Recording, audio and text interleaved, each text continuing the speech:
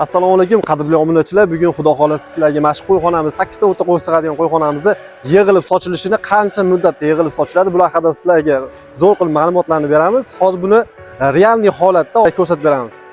Hozir mana tom yetish jarayonlari har bir joyiga nomer qo'yib qo'yilgan. Qadrli obunachilar, mana bitta ko'tarishda shuni chiqadi. Tomlarni ajratib qo'ysalar bo'ladi. Tomlarning tagiga mana bunaqangi choyli qilib falgalarni qo'yib ketilgan.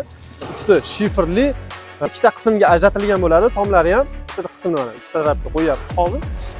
Undan keyingi jarayon bitta gayka bolt bilan перегородка qismlarini olish boshlarini har bir joyga nomerlab qo'yiladi. Misol перегородкani nomerlab qo'yib, o'zining nomeriga o'zi tushadigan holatda bo'ladi. Mana ikkinchi перегородкamiz o'sha qo'ylarni o'rtasini ajratganda ishlaydigan narsa bu. Bu qo'yxonamiz asosan 8 ta 10 ta qo'chqorga mo'ljallangan. Xohlasangiz qo'chqor, xohlasangiz sog'lom boqsangiz bo'ladi. Buni olgandan keyin nari boshidan перегородка olingandan keyin orqa oldi ju ajrashni boshlayapti mana. Ko'rsalaring bo'ladi, orqa oldi ajrash. Hozirda mana orqa oldini mana taklash olish jarayoni boshlandi. Mana orqasini, oldini bitta o'ziga taklab turib, mana shu holatda ixchamgina qisqa vaqt ichida mana ixcham bo'lib taklab yig'ishtirib olib qo'ysa bo'ladi. Endi sizlarga buni bitta yig'ilishini ham ko'rsatib beramiz. Mana ko'ryapsizlar, tagiga o'zini bolti bor, qotiriladigan bolti bor. Buni qotirib qo'ysalaring, buni o'sha qo'yxonani iloji boricha hamma detali yaxshi ushalishi uchun qilingan.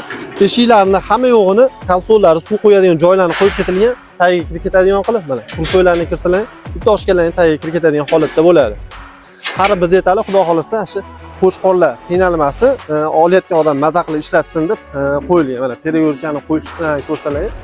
Shuni kiygizib qo'yiladi. Bu kiygizilgandan keyin mana hozir endi o'rta qismini kiygizamiz. O'rta qismi kiygizilgandan keyin bu yonboshda bitta qism kiygiziladi. Undan keyin ikkita tomini kiygizib qo'ysak, xudo xolasa qo'yxonamiz yana avvalgi holatida mana tayyor bo'lishni boshlaydi. Tomlarning yopilish jarayonlari mana ko'ryapsizlar, juda ham akkuratni 4 ta joyini o'zini maxsus joylariga shuni solinadi, tayyor holatda bitadi. Keyingi tomimizda ham buni ustiga o'ziga qopqoq singari tayyor qo'yxonamiz tayyor holatga bitadi. Qadrdonlar, ko'rdilaring, bu qo'yxonamiz yig'ilib sochilishiga atiga 5 daqiqa ham vaqt ketgani yo'q. Sizlarga afzalli tarafi buni yig'ilib sochilgandan keyin ham xohlagan joyga yana ustanovka qilish sizlarga tez va qulay bo'ladi. Bu qo'yxonamiz xudo xolasa 8 ta 10 ta qo'yga moslangan.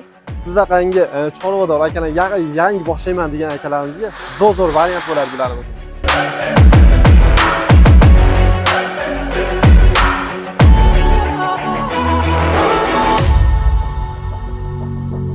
Xohlagan viloyatlarga dastavka qilish imkoniyatlari bor. Ko'ryapsiz.